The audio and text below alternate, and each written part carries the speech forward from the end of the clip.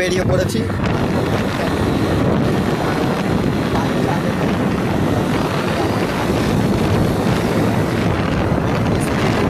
ওই জন্যই কথাবার্তা শোনা যাচ্ছে না। একবার সুরাটের লুকটা দেখে নাও তোমরা, বুঝলে? তোমরা সুরাটে আসো, এখন দেশে আছো, সুরাটের লুক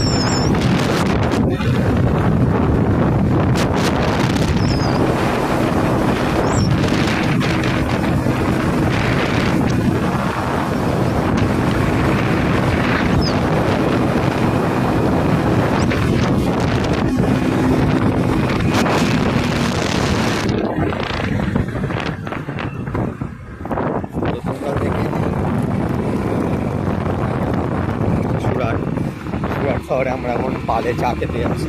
এখন একটা পাল থেকে চা খেয়ে চলে এসেছি, আর একটাতে এই যাচ্ছি। তো যেতে যেতে এখন রাস্তায় আছি, আর কিছুক্ষণ পর ঢুকবো। তো কিছুক্ষণ পর আমরা তোমাদের দেখানোর চেষ্টা করব। দেখো গাইস, আমাদের এখন পাল বন্ধ। আমরা এখন রাত, এখন কটা বাজছে, 2টো বাজতে চলেছে। এই পেট্রোল পাম্প, এইদিকে রাস্তা।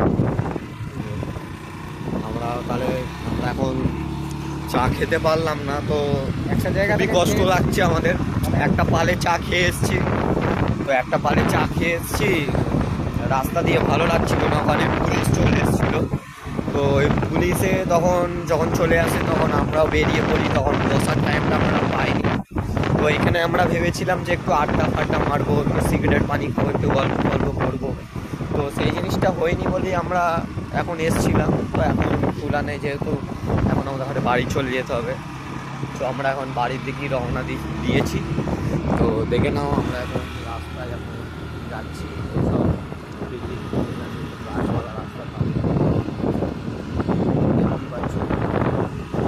সুরাট গুজরাট শহর, ঠিক আছে? কেউ দেখো না যে এটা আমাদের কলকাতা শহরের ভেতরেই, ঠিক আছে? এটা কলকাতা কোনো শহর নয়। আর এটা সুরাট গুজরাট, যেখানে আমরা বাঙালিটা, যেখানে micro setting, laser, casting, filing, polish, যেসব কাজকর্ম হয় সুরাট গুজরাটে, গোল্ডের কাজ হয়, সেই সব কাজ আমরা করি। তো আমরা এই সব রাত্রিবেলায় একবার চা খেতে বেরোই। তো এই আর কি আমাদের ব্লগ, এইটুকুনি আমাদের আশা, এইটুকুনি আমরা ব্লগ করে ছাড়ি। সব রাত্রির বেলায় কত লোকজন এখানে আছে। আর আমাদের গ্রামের গ্রামের কি বলো তো, আমাদের গ্রামের যে 10টা 9টা 10টা বাজলেই সবাই ঘরে ঢুকে পড়ে। এখানে সেই রকম কিছু নেই আর কি। এখানে সবাই রাত বেলায়, সবাই রাতে বসে থাকে বাইরে, সব এনি টাইম বসে থাকে। তো এই পর্যন্তই আমার ব্লগটা। ভালো লাগে তো লাইক সাবস্ক্রাইব তো করতে হয়।